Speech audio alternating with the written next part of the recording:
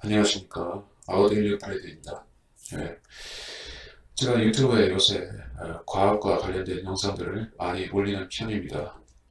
근데 저의 유튜브 영상이나 다음 카페에서 제가 쓴 글과 또 제작한 영상들을 보셨던 분들은 아시겠지만 저는 원래 그런 쪽에 특화되어 있지는 않습니다. 제 달란트, 제 재능은 과학이나 사회나 정치가 아닙니다.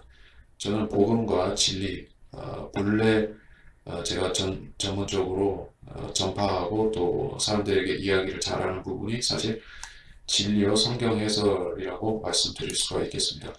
물론 저는 어떤 그 신학을 전문적으로 연구하거나 또는 목회를 또는 선교나 목회나 다른 관련된 일을 해보거나 하지는 않았습니다. 제가 지금까지 직접적으로 관여해서 해본 것은 인터넷 사역이라고 인터넷 사역과 약간의 그 오프라인에서의 복음 전파, 거리 설교 이런 부분이 국한된다고 할 수 있겠습니다. 다행히도 저에게는 분석을 어떤 현상에 대해서 분석적으로 이야기할 수 있는 그런 비평의 정신은 좀 갖고 있습니다. 또 보통 예, 이제 크리스천들이 복음 전파의 열정을 갖고 있지만은 그 열정을 더 확장시켜서 사회적인, 정치적인 또는 역사, 문화적인 이런 쪽으로 쭉 연결시켜서 발전하지 못하는 이유는 사람들이 관심사가 아무래도 좁기 때문이 아닐까, 협소하기 때문이 아닌가 할 생각이 듭니다.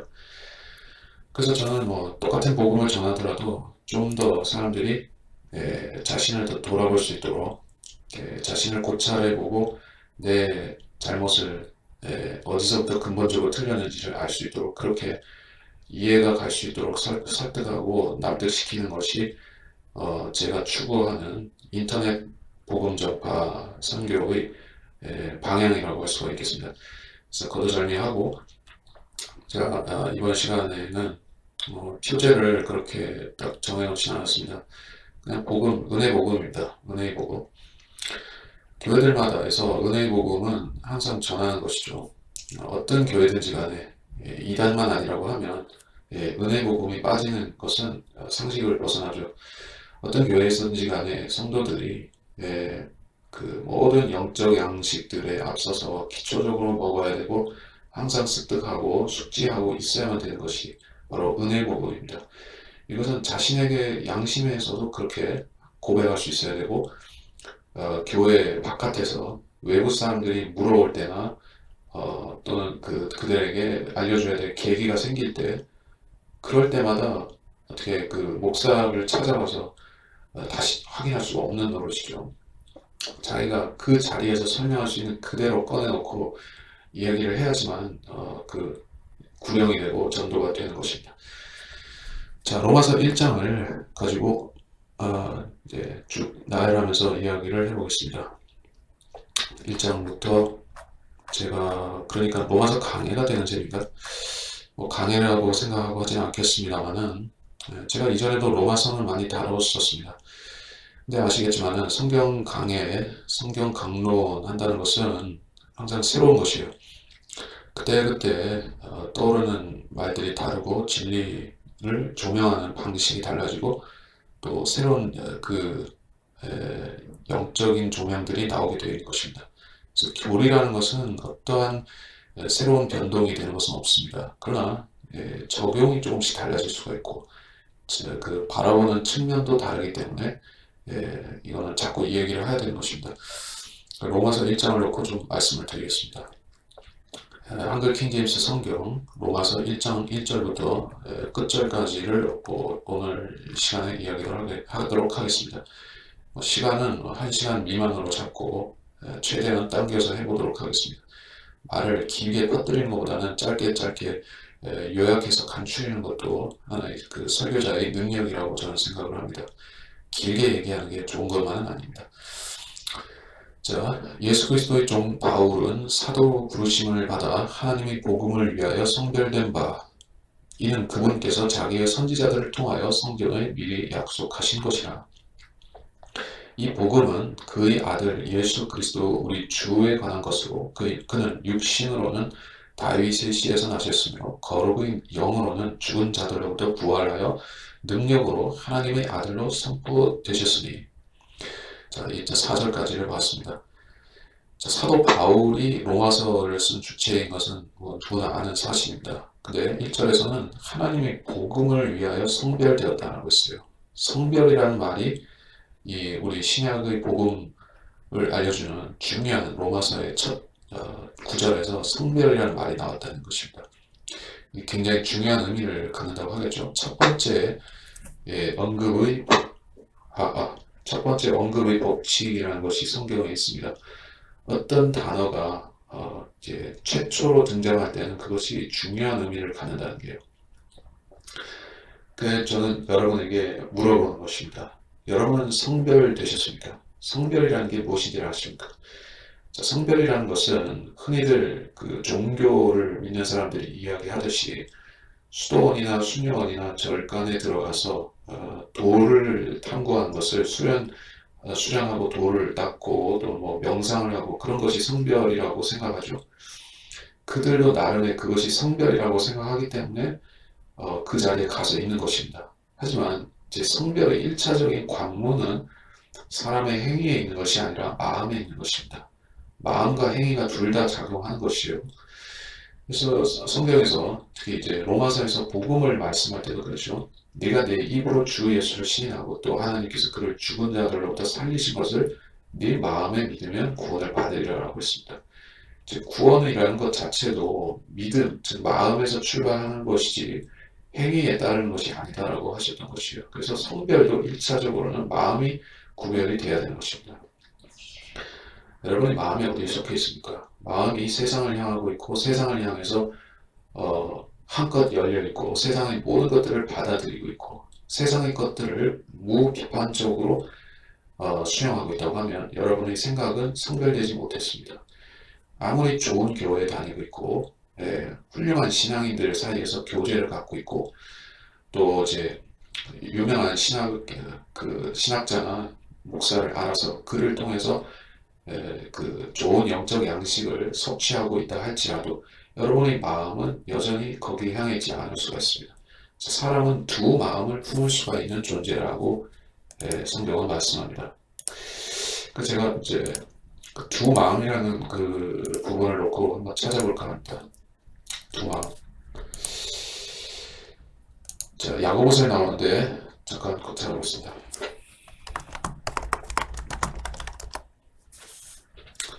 야고보서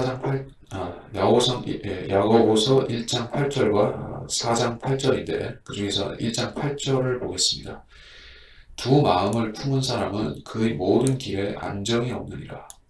자, 사람은 두 마음을 품기 때문에 그 인생이 험난하고 이제 평안이 없게 된다라고 말씀을 하신 것이에요.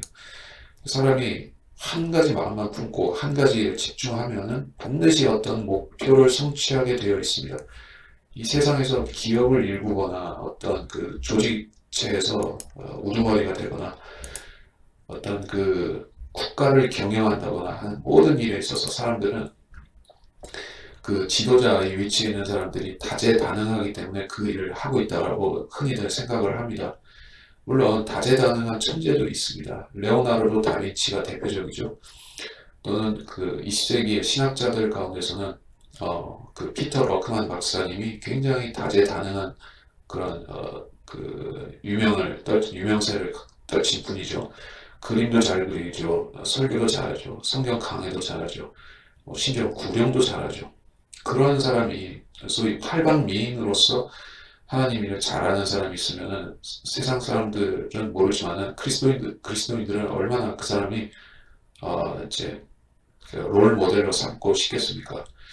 하지만은 사람은 대부분 그렇게 하지는 못합니다. 한두 가지 잘하는 일이 있으면 그걸 가지고 크게 쓰임을 받는 것이 일상적입니다.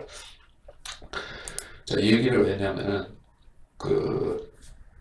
두 마음을 품은 사람은 그의 길에 안정함이 없느니라고 말씀하신 그대로 사람은 한 가지 일을 집중해서 잘하고 또 하나님께서 맡겨주신 사명이 있으면 그 한 가지에 집중해서 할 때 그것에서 빛을 보는 경우가 대부분이라는 것이죠. 사도 바울은 어떤 사람이었습니까? 그는 그 성별되기 전에 회심하기 전에 바리새인으로서 철저한 교육을 받았고 그래서 당시로서는 최고 학문을 습득한 사람이었습니다. 대학원에서 박사과정 정도를 밟고 있었는데 갑자기 예수 그리스도를 믿더니 그런 모든 옛날 것들을 자기의 학위증과 또 그와 관련된 모든 명성들을 내동댕이 쳐버린 것입니다. 그것을 바울은 성별이라고 부르고 있어요. 그리고 성별된 이유가 중요하죠. 하나님의 복음을 위해서 성별되었습니다. 그는 자신을 위해서 성별되지 않았어요. 자기 명예를 위해서 또 다른 세상적인 이익 추구나 명예 추구를 위해서 성별된 것이 아닙니다. 남들에게 보여주기 위해서 한 것도 아닙니다. 자, 2절로 넘어가 보겠습니다. 그분께서 자기의 선지자들을 통해 성경에 약속하신 것이라.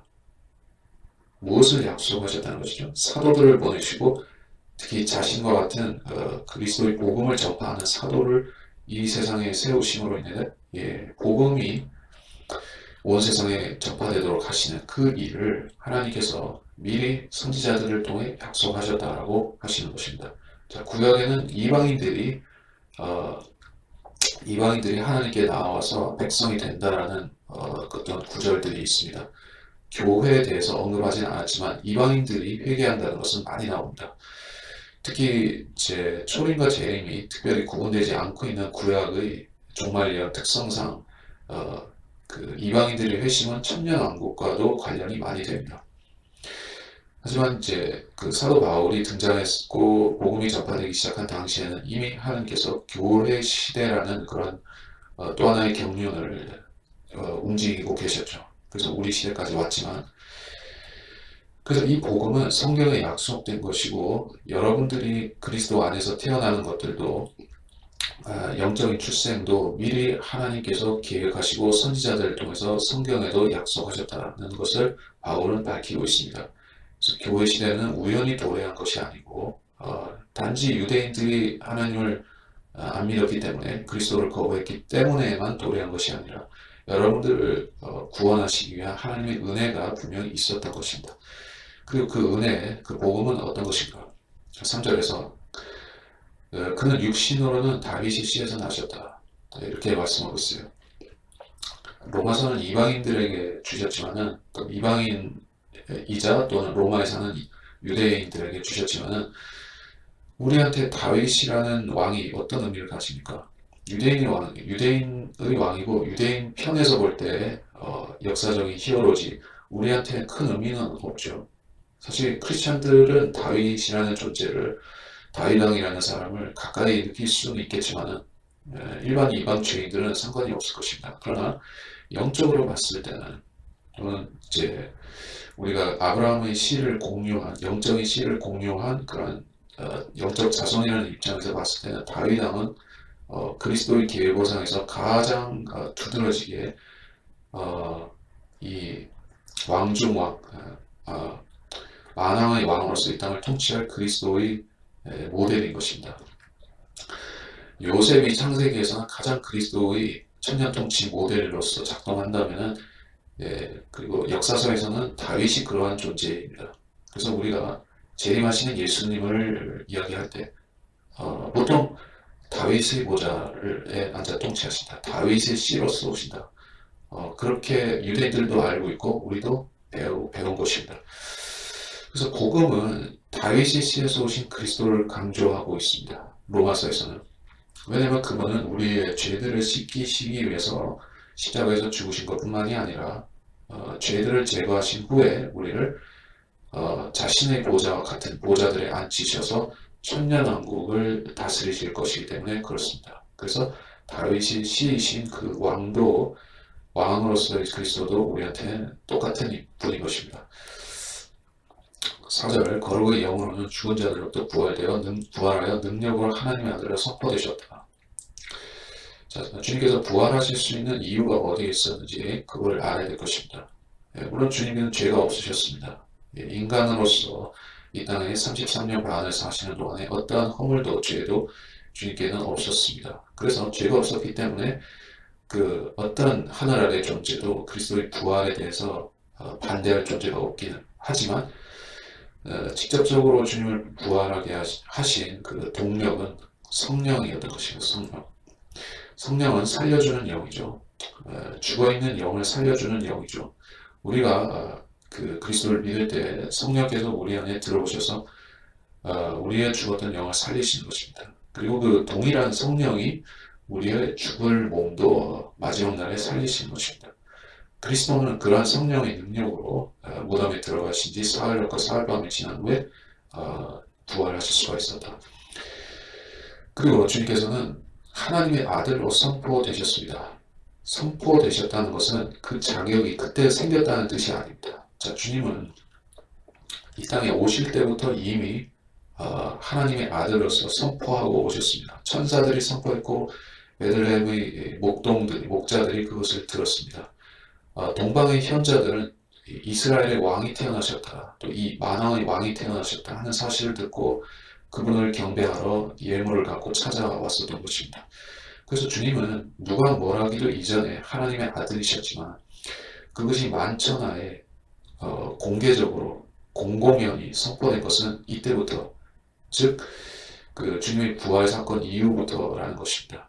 이제 신약 성경이 있고 우리의 손에 있는 그 신약 성경을 통하여서 우리는 주님께서 참으로 다윗의 씨이실 뿐 아니라 하나님의 아들이시라는 사실, 그래서 이 세상을 합법적으로 자신의 것으로 상속받으실 통치자이시고 제사장이시고 또 우리에게는 아버지이시자 형제이신 분이라는 것을 우리는 알고 있는 것입니다. 자, 이제 5절부터 좀 보겠습니다. 그를 통하여 우리가 은혜와 사도의 직분을 받아 그 이름을 위하여 모든 민족 가운데서 믿음으로 순종케 하나니 그들 가운데 너희도 예수 그리스도의 부르심을 받은 자들이니라. 하나님의 사랑을 받고 성도로 부르심을 받은 로마에 있는 모든 사람에게 편지하노니 하나님 우리 아버지와 주 예수 그리스도로부터 은혜와 평강이 너희에게 있을지어다. 먼저 너희 모두를 인하여 예수 그리스도를 통하여 나의 하나님께 감사드릴 것은 너희 믿음이 온 세상에 전해지니라. 내가 그의 아들의 복음 안에서 나의 영으로 섬기는 하나님께서 나의 증인이시니 나의 기도에 쉬지 않고 항상 너희를 말하며 어떻게 해서든지 이제는 내가 언제라도 하나님의 뜻에 따라 너희에게 나아갈 형통한 여정을 갖게 되기를 간구하노라. 내가 너희를 보고 싶어하는 것은 내가 어떤 영적 은사를 너희에게 나누어 주어 너희를 굳게 세우게 하려 하니 이는 곧 내가 너희와 함께 있어 너희와 나의 믿음으로 인하여 서로 위로를 받으려 함이라. 형제들아, 이제 나는 너희가 모르는 것을 원치 아니하느니 내가 다른 이방인들 가운데서와 마찬가지로 너희 가운데서도 다소 열매를 거둘까 하여 여러 번 너희에게 가려고 싫어했으나 지금까지 방해를 받았느니라. 자, 여기서는 뭐 특별히 설명할 것이라는 건 없습니다. 그 5절에서 말씀이죠. 그의 이름을 위하여 모든 민족 가운데서 믿음으로 순종케 하나니라는 말씀이 있어요. For evidence to the faith among all nations for his name. 그의 이름을 위하여 모든 민족 가운데서 믿음으로 순종케 한다 했어요. 여기서 사람들이 조금 눈이 돌아갈 만한 대목이 나왔어요. 믿음으로 순종한다. 믿음이 순종이다. 이렇게 읽을 소지가 있죠. 하지만 성경의 다른 부분들에서 보면 믿음과 행위는 구별이 됩니다. 믿음은 마음에서 나오는 것이요, 행위는 육체에서 나오는 것이죠. 그래서 믿음으로 순종케 한다는 것은 믿음을 가진 사람이 그때부터 하나님의 말씀대로 살기를 원해서 산다는 것이에요. 그 행위로서 자기 믿음을 보여준다는 것입니다. 야고보서는 이 행위와 믿음에 관한 주제를 가지고 많은 이야기들을 하고 있는데 거기서도 알 수 있다시피 이 믿음이라는 것이 시초고 씨앗이고 그것이 심겨지고 자라는 것이 이 행위라고 할 수가 있습니다. 그래서 순종은 행위이고 그 순종이라는 것은 믿음 다음에 온 것이지 믿음보다 먼저 올 수가 없습니다. 근데 많은 개신교인들은 또 제도교에서는 그렇게 가르치고 있습니다. 순종을 통해서 믿음이 된다라고. 그렇지 않습니다. 믿음을 오게 만들기 위해서 순종이 필요하다. 이런 것입니까? 아닙니다. 아브라함은 하나님을 믿었더니 그것이 그에게 의로 여겨졌다고 성경이 기록하고 있기 때문입니다.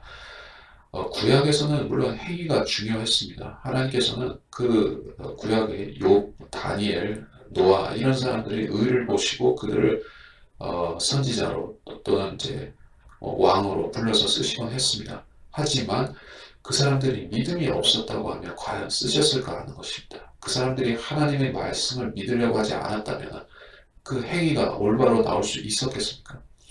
그래서 구약에서도 그 중요성은 행위 쪽에 맞춰주긴 하지만 그들의 믿음이 없었다면 행위도 나올 수가 없는 것이죠. 그래서 사람의 마음이라는 것은 항상 그렇게 믿음이 먼저요. 그 다음에 행위가 따라오는 것은 순서가 그렇다는 얘기입니다. 여러분이 신약이라고 해서 행위가 전혀 도외시되는 것도 아니고 없어도 된다고 하지도 않습니다. 행위가 없게 되면 여러분이 받을 상이 없다고 말하죠.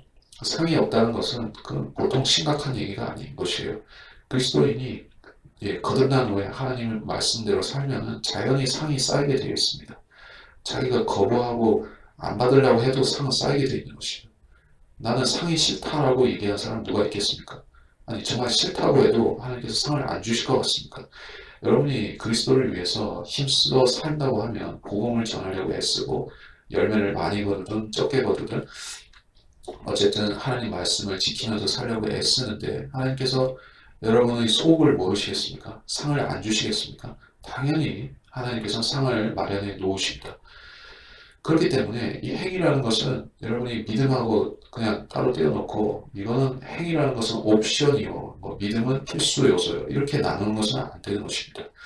단지 구원이라는 그 문제에서만 얘기하자면 여러분이 하늘나라 가느냐 지옥에 가느냐 하는 그 한 가지 문제에서만 놓고 보면 행위는 쓸데가 없습니다. 그렇게 여러분은 정리하고 생각하고 있으시면 된다. 자, 그래서 이제 바로 제 14절로 넘어가겠습니다. 헬라인이나 야만인들이나 지혜 있는 자들에게나 어리석은 자들에게나 내가 다 빚진 자로다. 빚진 자로다. 사도 바울이 어떤 의미에서 빚을 졌다는 얘기인가요? 은혜의 빚을 졌다라고 말하는 것이죠. 이 세상 모든 사람에게 나는 빚진 자로다라고 고백할 수 있으면 그 사람은 사도로서 쓰임받을 자격이 있다는 얘기죠. 여러분 현대 크리스찬들 가운데서 목회자들 가운데서 영적 리더들 가운데서 이런 정도의 심중의 부담을 가지고 설교하고 전도하고 선교하는 그러한 사람들 혹시 자주 보십니까? 제가 보기로는 자주 없습니다. 있더라도 그 사람들의 이 심중에 있는 그런 그 부담의 폭이라는 것은 이제 적습니다. 내 가족을 구원하고 내 친지나 친척을 구원하고 내 동양 사람들 이런 정도는 되어도 한국을 내가 구원시키겠다라든지 아시아를 구원시키겠다. 옛날에는 그런 얘기 많이 했었죠. 예, 아시아의 부흥, 한국의 부흥을 주소서라든지. 여러분 그렇게 이제 요구하고 기도한다고 해서 되는 것은 아니지만은 사람이 최소한 그 정도의 생각은 갖고 있어야지 하나님께서 그보다는 적은 일에라도 쓰신다는 얘기입니다. 근데 지금의 사람들은 점점 좀 그런 얘기 하는 사람들이 없어지고 있어요. 물론 시대가 절망적이 되는 건 사실입니다. 사람들이 점점 완악해지고 있어요. 문화도 악해지고 사회도 악해지고 정치도 무너지고 경제도 어렵고 모든 부분에서 희망이 없고 이제는 다 절망밖에 남지 않아 보입니다. 그래서인지는 모르겠으나 이제는 한국을 위해서 한국의 부흥을 위해서 이런 목소리도 별로 없죠.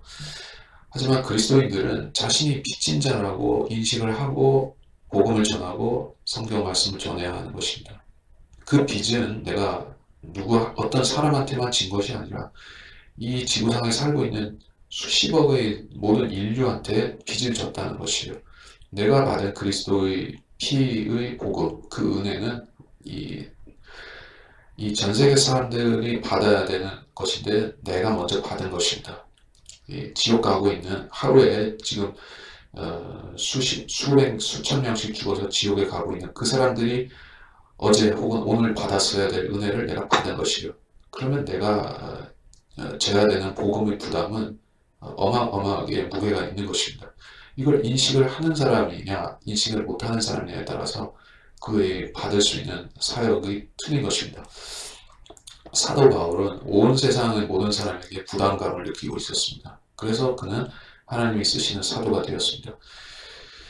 그래서 마침내 그는 로마에 있는 유대인들 그리고 자생적으로 생긴 크리스찬들에게 이 이야기를 하는 것입니다.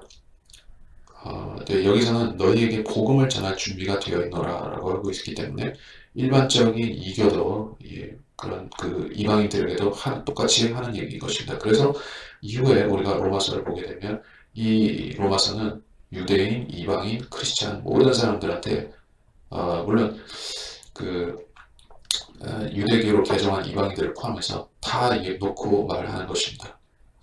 그래서 이 로마서는 아주 보편적인 책이면서 복음의 골수를 담고 있는 책이기도 한 것입니다. 자, 16절부터 보겠습니다. 내가 그리스도의 복음을 부끄러워하지 아니하노니 이는 이 복음이 믿는 모든 사람을 구원에 이르게 하는 하나님의 능력이 됩니다. 첫째는 유대인에게로 또한 헬라인에게로다. 내가 그리스도의 복음을 부끄러워하지 않으니 이게 우리한테 주는 찔림이 있겠죠. 복음을 부끄러워하는 사람들이 너무 많습니다. 복음을 부끄러워하는 교회들과 목사들이 있습니다. 은혜 복음에 대해서 당당하게 선포하지 못하는 목사들이 있습니다. 이는 그들이 그 복음을 믿고 구원을 못 받았기 때문이 아니라 구원을 받았음에도 그들이 생각하건대 이 세상 사람들이 이런 그 은혜의 복음을 하찮게 여길 것이 염려가 된다는 거예요. 그래서 복음을 욕되게 하지 않기 위해서 복음을 전하지 않는 사람들이 있어요. 주님께서 달란트 맡은 종들에 대한 비유의 말씀을 하셨죠. 그걸 수건에 싸가지고 감춰놓고 쓰지를 않은 종이 있어요. 복음을 전파하지 않는 자들은 똑같이 얘기할 것입니다. 내가 이 은혜 복음을 잘못 전했다가 사람들이 하나님을 이제 욕되게 할까 봐서 안 전한다. 실제로 그런 사람들이 있어요. 목사들 중에서.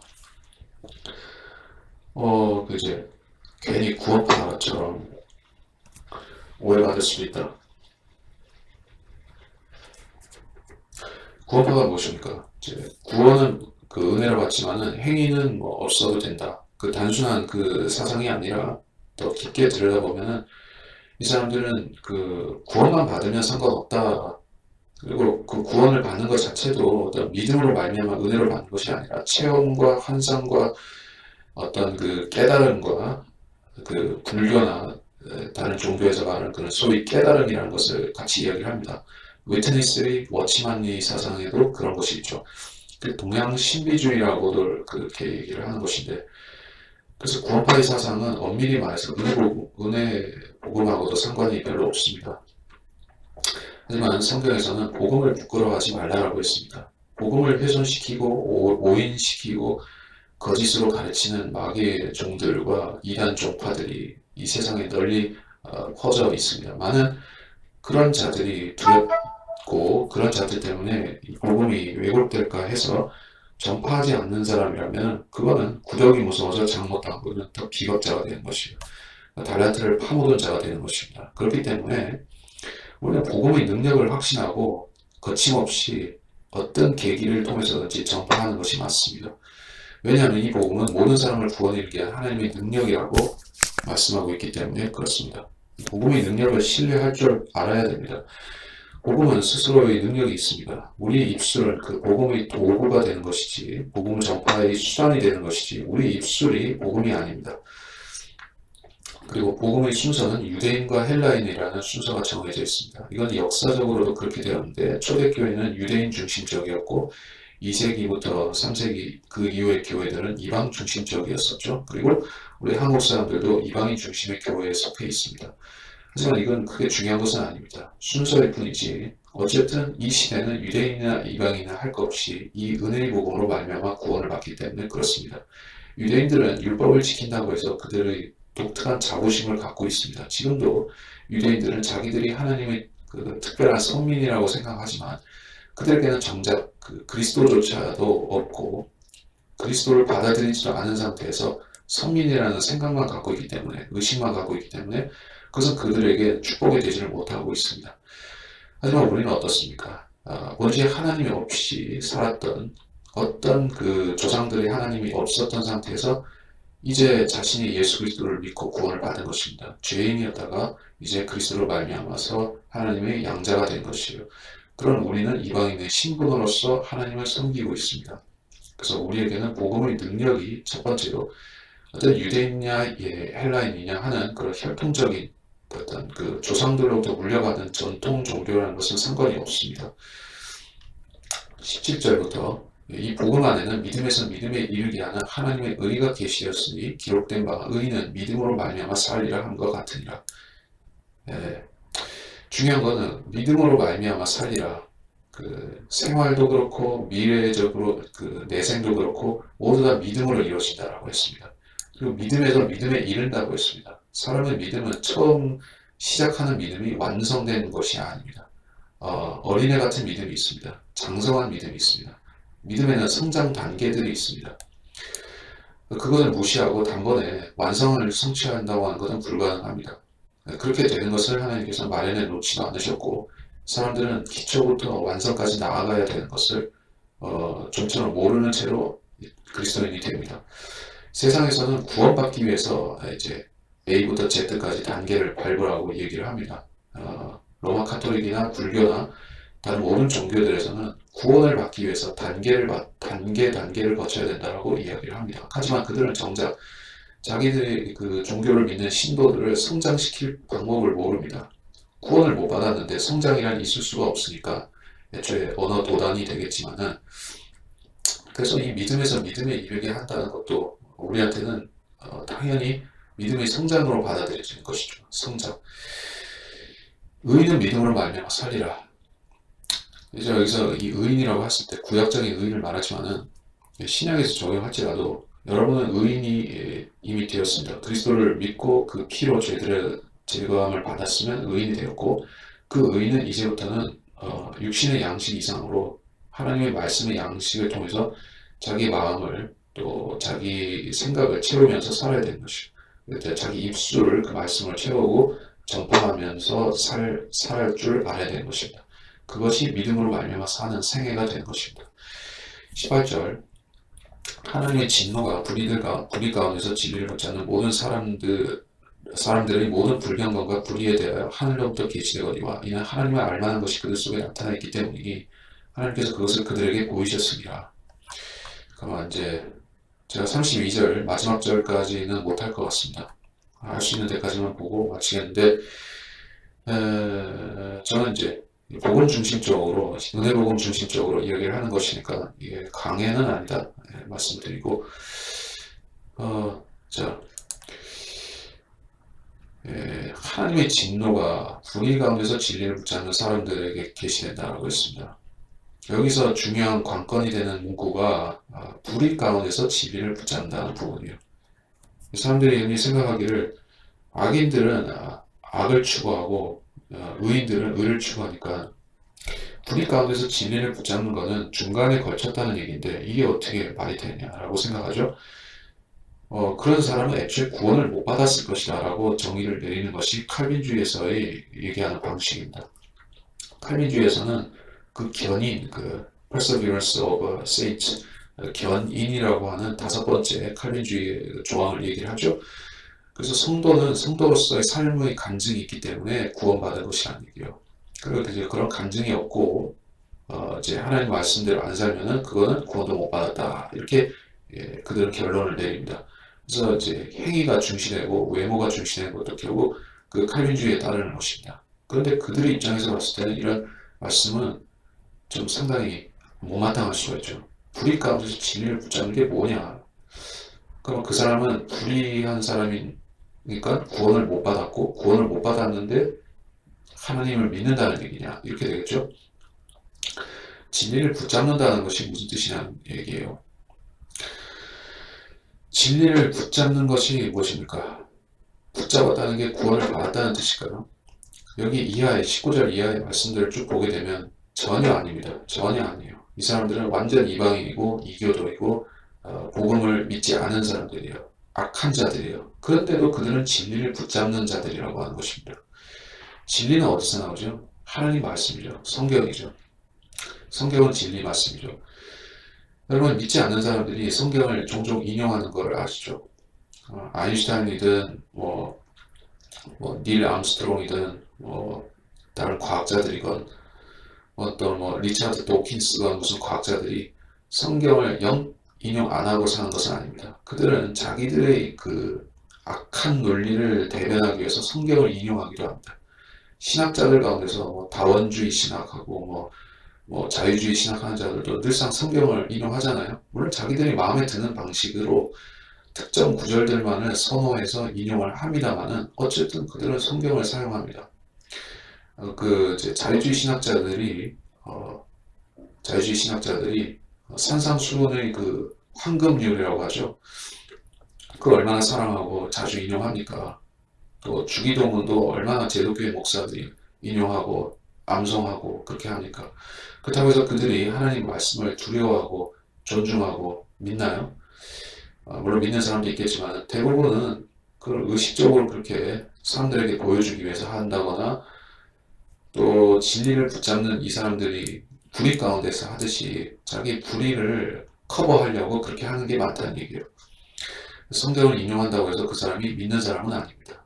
오히려 그들의 불경건과 불의에 대해서 하나님께서 진노하고 계시다고 여기 말씀하듯이 오늘날의 기독교계가 그런 모양이 되었습니다. 로마 카톨릭의 그 종교 지도자들이나 교황이 성경을 인용하는 것은 하나님의 진노를 일으키는 것이요. 또는 성경을 믿지 않고 성경을 우습게 여기는 개신교의 목사들이 성경을 인용하면서 거룩같이 하는 것은 거룩한 종교 지도자인 양 행세하는 것은 이제 바리새인들과 서기관들과 유대의 종교 지도자들이 하나님 말씀과 모세의 오경을 인용하면서 예수 그리스도를 멸시했던 것과 똑같은 진노를 일으키는 것입니다. 하나님께서는 그런 위선적인 종교인들에 대해서 항상 진노하십니다. 여러분이 성경을 인용하고 사람들 앞에 인용하고 가르치고 전파하는 것은 한 가지 목적이어야만 되는 것이에요. 그것을 믿지 않는 사람들, 지옥에 가는 사람들, 또 믿었지만 그 하나님 말씀에 대해서 인식이 없는 사람들을 계도시키려고 얘기를 해야 되는 것입니다. 말씀을 믿게 하려고 여러분은 전파해야 되는 것이지, 말씀을 비평하고 의심하게 만들고 말씀을 모독하게 만드는 것은 그거는 여러분이 말씀을 입에 담는 이유가 아닌 것입니다. 자, 그래서 19절을 좀 보겠습니다. 그냥 하나님을 알만한 것이 그들 속에 나타나 있기 때문이니 하나님께서 그것을 그들에게 보이셨습니다. 하나님을 알만한 것이 나타나 있다 하겠습니다. 그들 속에 나타나 있다라고 했습니다. 그래서 사람은 흔히들 이야기하기를 소우주다 그렇게 얘기를 하죠. 사람의 그 생김새라든지 오장육부라든지 그 사람의 DNA라든지 모든 부분들이 이제 하나님의 창조 원리를 반영하고 있다라고 얘기를 합니다. 그 사람들은 자기 생각 속에 이미 하나님을 더듬어서 알만한 것이 있습니다. 그러니까 아무런 기초 지식이 없고 종교적인 배경이 없고 부모나 친구로부터 배운 것이 없고 그렇게 세상을 막 살았다 할지라도 그 사람이 어느 순간에 복음을 들었을 적에 그냥 믿을 수가 있는 것입니다. 대부분 늦깎이로 복음을 믿는 사람들은 갑자기 믿습니다.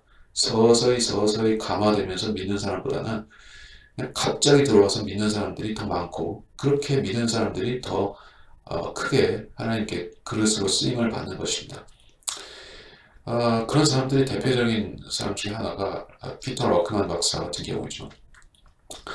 그분이 많은 이제 종교적인 수련과 달관과 또 노력을 거치면서 로마 카톨릭에 결국 귀해가지고 카톨릭을 통해서 영적으로 뭘 해보려다가 안 되니까 그 휴파인 목사의 그 복음 전파 그 구령을 통해서 갑자기 믿어서 그리스도인이 되었죠. 왜냐하면 가장 악한 죄인이라 할지라도 하나님을 알만한 것이 그들 속에 이미 있기 때문에 그렇습니다. 그것은 양심이라고도 말할 수 있을 것이에요.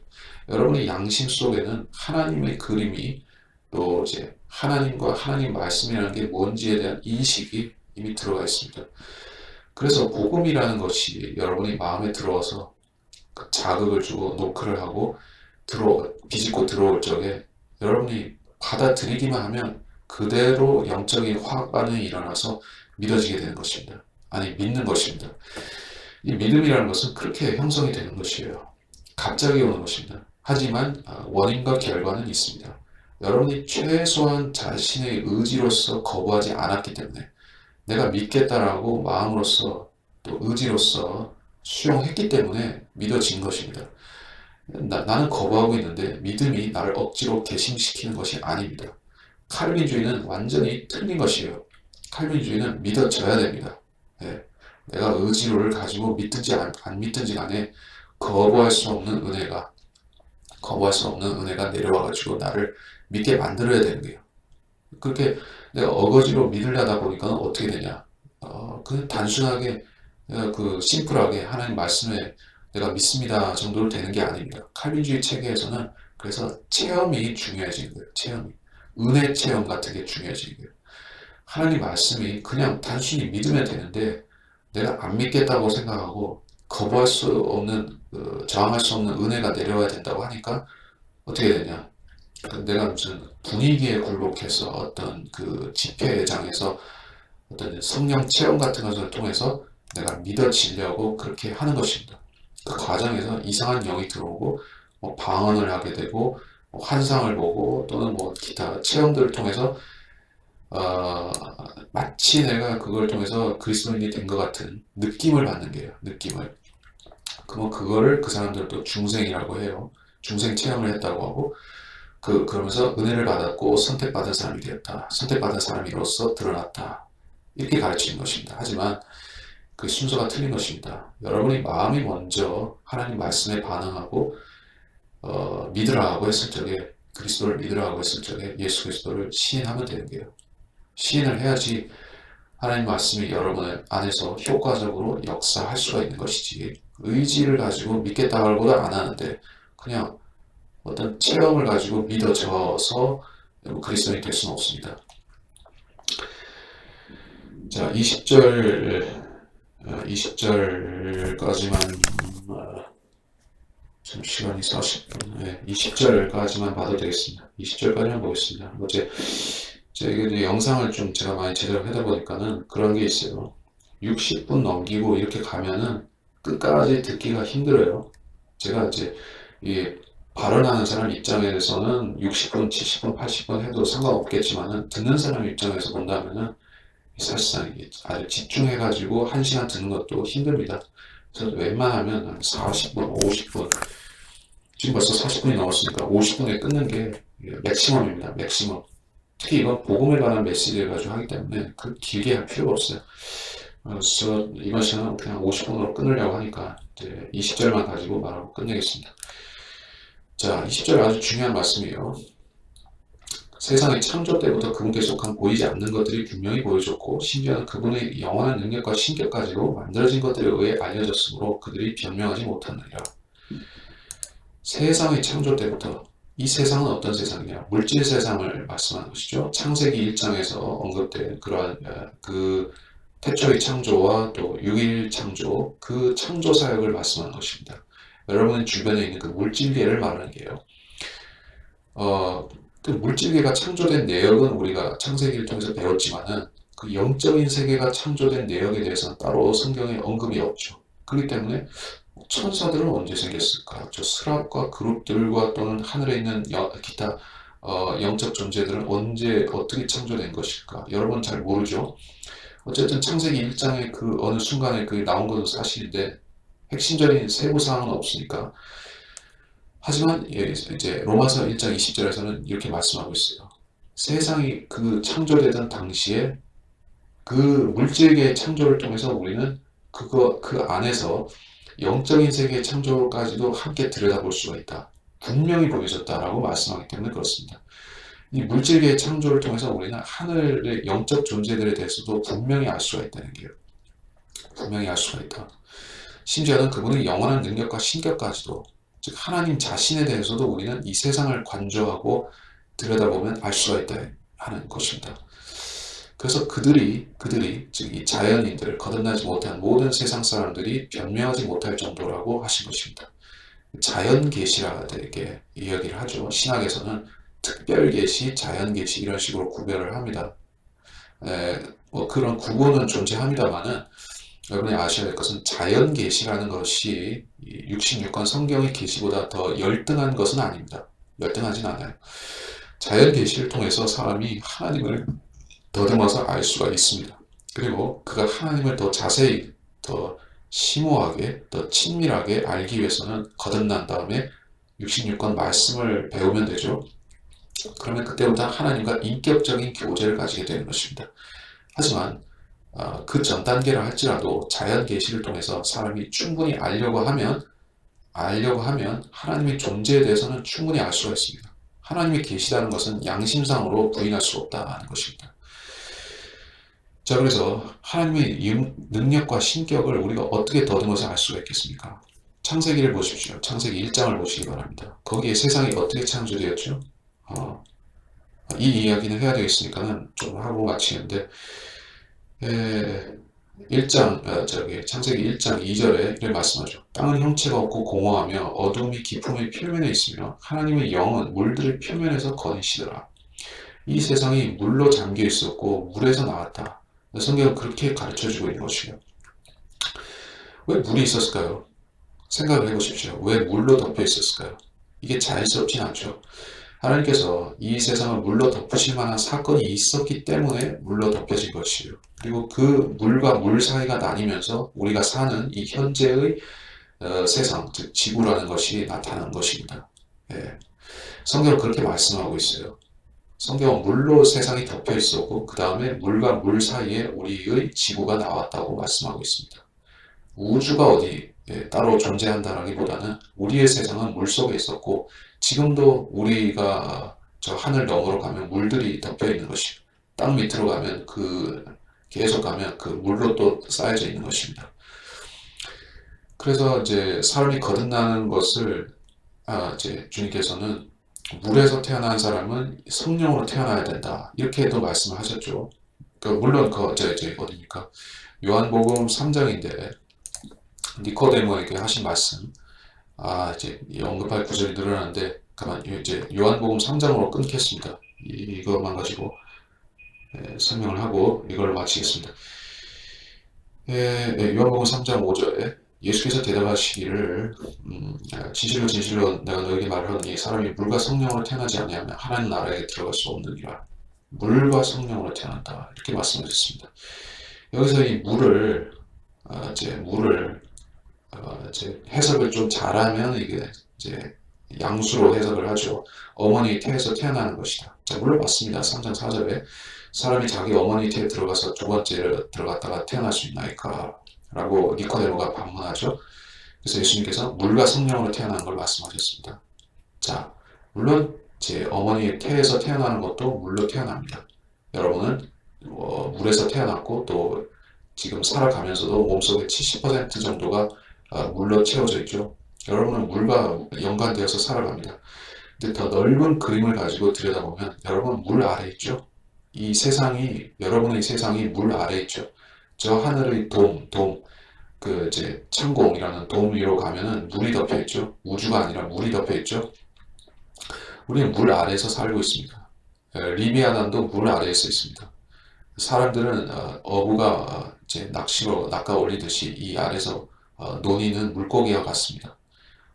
최초로 부름받은 제자들은 갈릴리의 어부들이었습니다. 주님께서는 베드로에게 내가 너를 사람을 낚는 어부로 만들겠다라고 하셨던 것입니다. 그래서 이건 물리적으로 현실이고 사실입니다. 여러분 물 아래에서 살고 있습니다. 그 물이 어딘지 아십니까? 하늘 위에도 있고 하늘 아래도 있고 여러분 옆에도 있고 좌우에도 있고 다 물입니다. 이 지구상의 대양들이 대륙을 에워싸고 있는 엄청난 물들이죠. 그 물들은 이제 남쪽으로 갈수록 점점 더 커지고 불어나고 그러다가 그 얼음벽 빙벽에 부딪혀서 그 물이 끝나죠. 하지만 거기서 완전히 끝나는 것은 아닙니다. 그 바깥으로 나간다면 더 엄청난 큰 물들이 있는 것이에요. 그래서 이제 다시 로마서로 돌아가서 마치도록 하겠습니다. 자,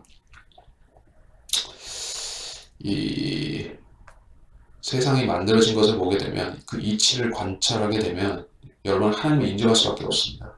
많은 사람들이 이 진화론과 빅뱅과 또는 거짓된 현대 과학들의 모든 것들에 속아서 하나님은 죽었어 또는 하나님은 존재하지 않아.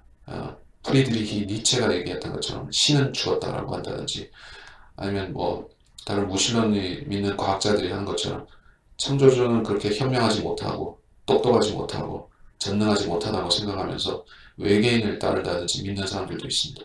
그러나 분명히 알아야 되는 것은 세상의 창조 때부터의 모든 것들은 하나님의 존재를 증거하고 예표하고 있습니다. 성경을 굳이 보지 않는다 할지라도 이 자연계 자체만 보더라도 하나님의 존재는 어마어마한 존재인 것입니다. 하늘이 그분의 존재를 시인하고 있고 증거하고 있습니다. 별들이 그렇고 달과 해가 그렇습니다. 과학자들이 말하는 것은 다 쓸데없는 소리요. 성경이 말씀하는 것, 또 여러분이 육안으로 보는 모든 것들이 다 하나님을 증거하고 있습니다. 그렇기 때문에 변명할 도리가 없습니다. 아무리 배운 사람, 박식한 사람도 또 성경을 모른다 할지라도 하나님께 변명할 말이 없는 것입니다. 그러나 이제 여러분은 성경을 통해서 이 사실들을 전해 듣고 있는 것이고, 이것은 하나님의 직접 계시, 특별 계시로 또 여러분이 이 말씀에 대해서 들었을 적에 엄중한 책임이 따르는 말씀이 되는 것입니다. 그리고 여러분이 이 은혜의 말씀을 들었을 적에 복음에 순종한다면 이것은 어마어마한 은혜로서 여러분을 하늘나라로, 또 여러분을 하나님의 자녀로 변화시키고 여러분을 하늘나라로 인도할 수 있는 말씀이 되는 것입니다. 그래서 이 복음, 은혜 복음에 대한 말씀이었는데, 이번 시간 여기서 마치도록 하겠습니다.